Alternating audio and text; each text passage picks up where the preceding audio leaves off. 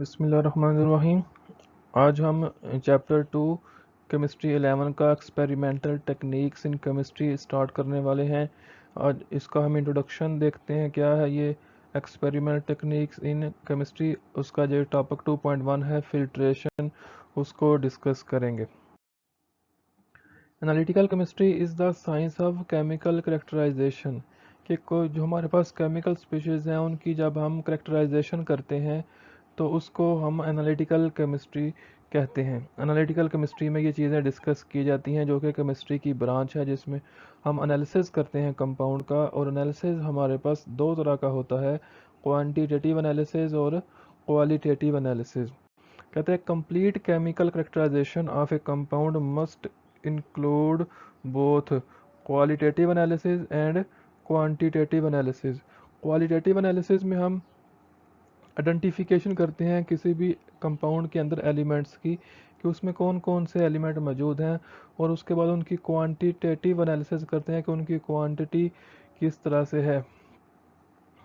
In qualitative analysis the chemist is concern with the detection और identification of elements present in a compound, कि उसमें जो compound है उसके अंदर एलिमेंट किस तरह के हैं, उनकी नेचर क्या है, उसको हम कहते हैं क्वांटिटेटिव एनालिसिस। उसके बाद क्वांटिटेटिव एनालिसिस के अंदर the relative amount of elements are determined, कि एक कंपाउंड के अंदर जो एलिमेंट मौजूद हैं उनकी क्या क्वांटिटी है, मिकदार कितनी है उनकी, इसको हम कहते हैं क्वांटिटेटिव। जैसे ये नाम से ज़ाहिर है क्वांटिटी, क्वांटिटेटिव एनालिसिस।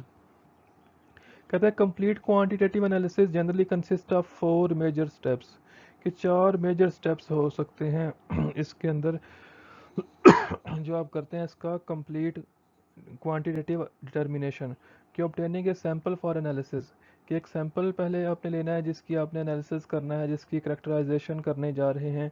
उसके बाद सेपरेशन ऑफ डिजायर्ड कंस्टिट्यूएंट्स, कि वो जो सैंपल आपके पास है ज़ाहिर है उसमें कोई एक एलिमेंट तो नहीं होगा, उसमें कंपाउंड हो सकते हैं, डिफरेंट एलिमेंट्स हो सकते हैं।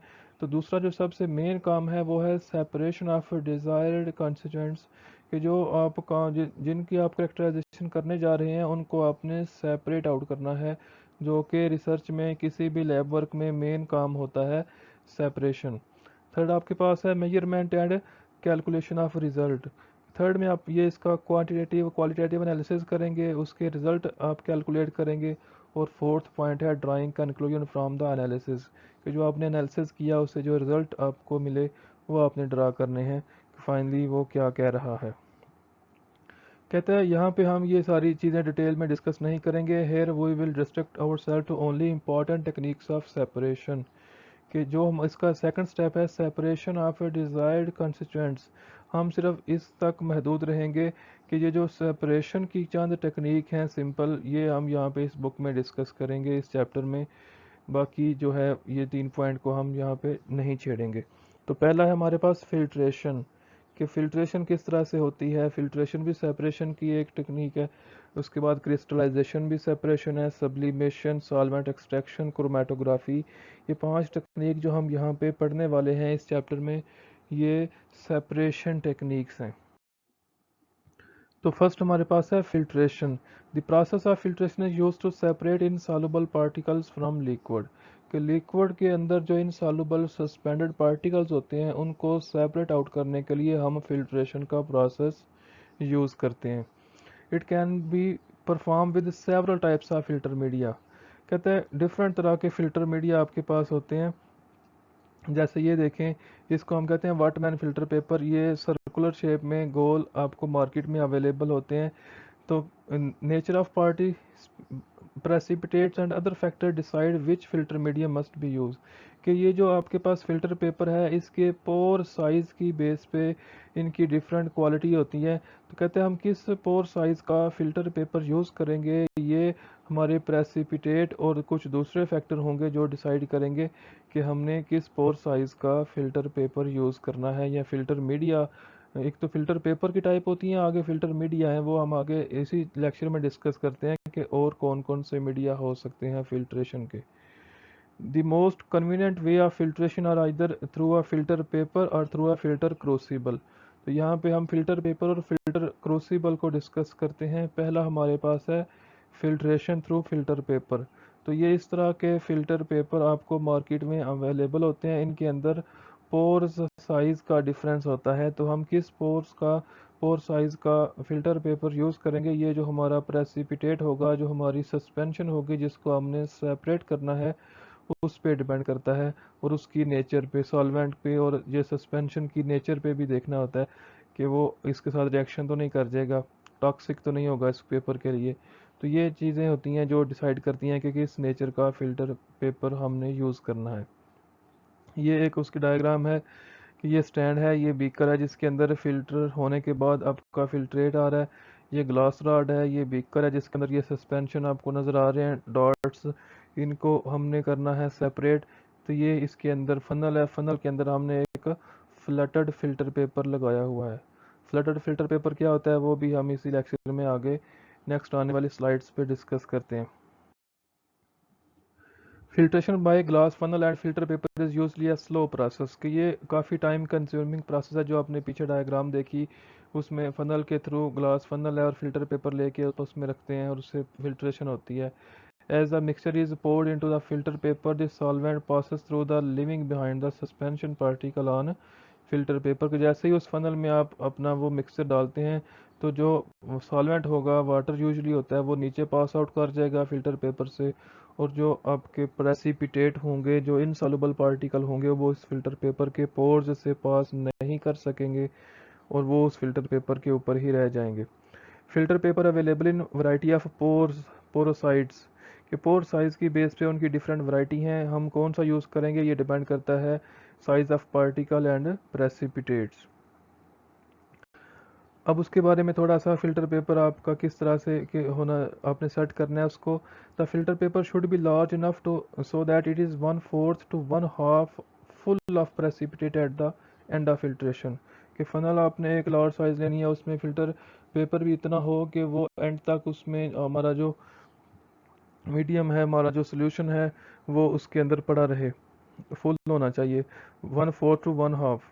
The funnel should in turn be large enough for its rim to extend 1 to 2 centimeter above the top circumference of the paper, कि पेपर से ऊपर 1-2 सेंटीमीटर एक्सटेंड किया होना चाहिए फनल।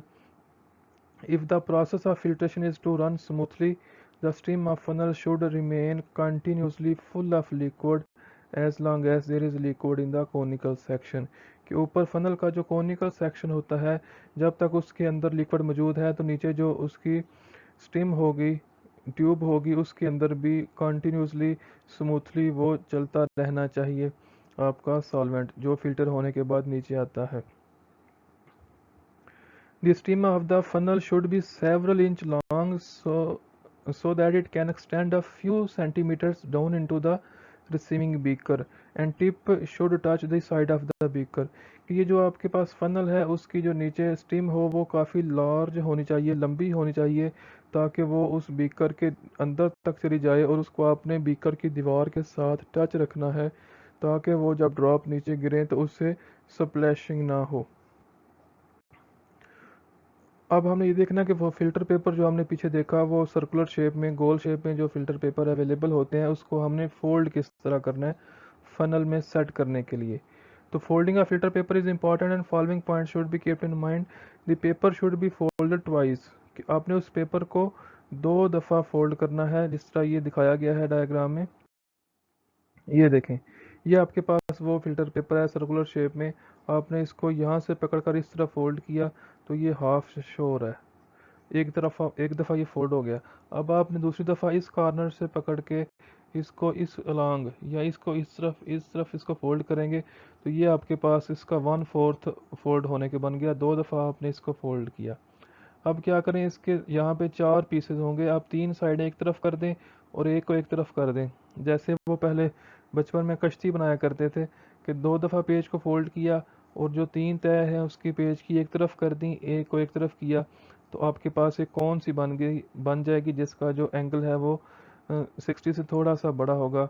ये जो आपके पास होती है कौन इसकी होती है फनल की, ये तकरीबन 60 डिग्री की होती है, तो इसके अंदर वो बड़ी अच्छी तरह से प्रेस होके पैक हो जाता है।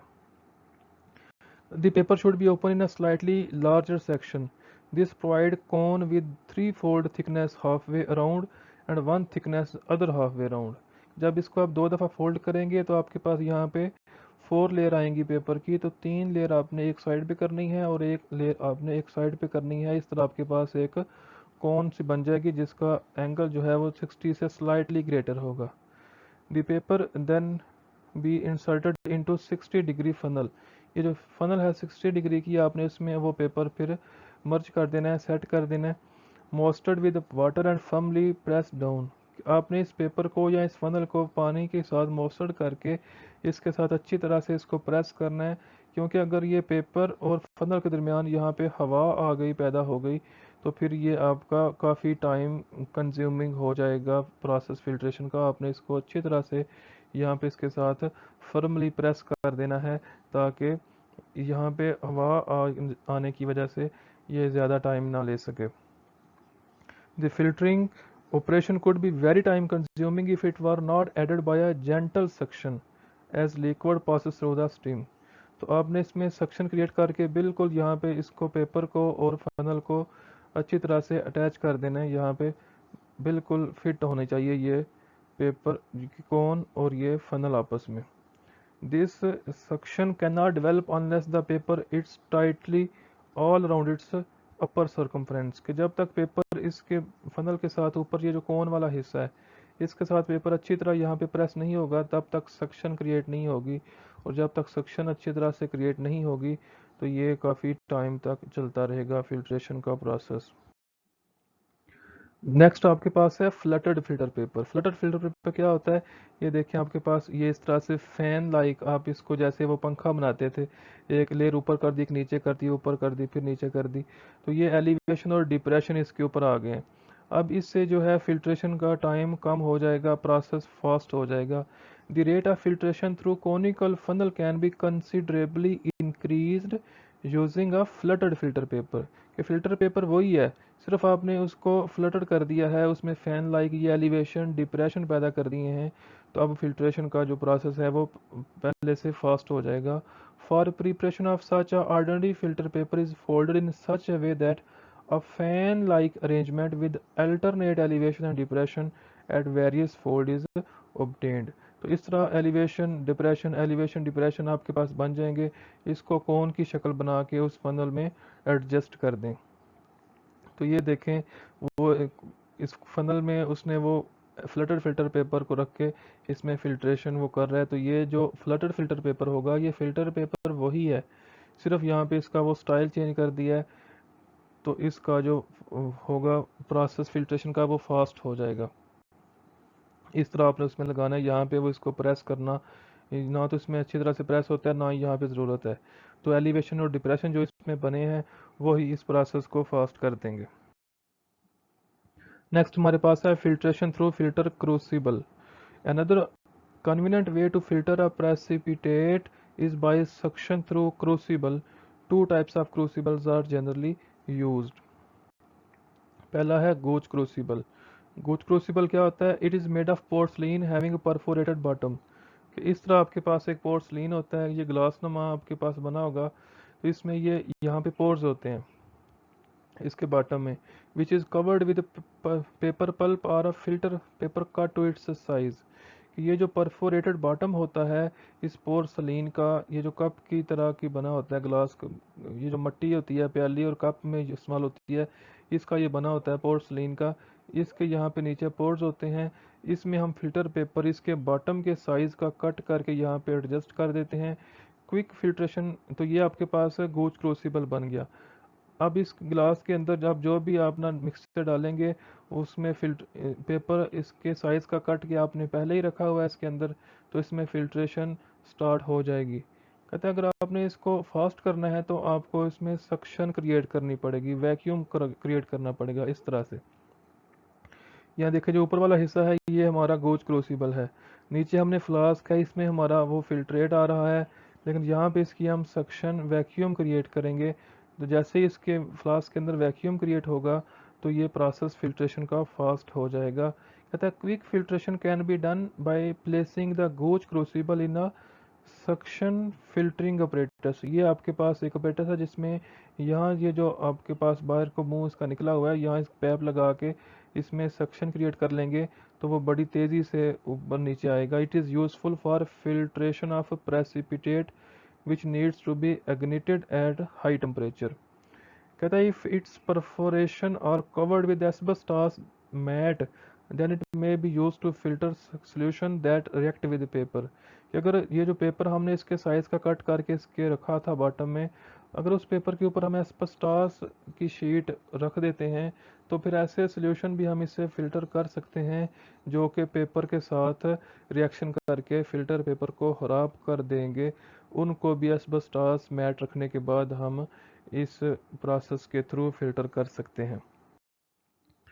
नेक्स्ट और लास्ट हमारे पास है सिंटर्ड ग्लास क्रूसिबल।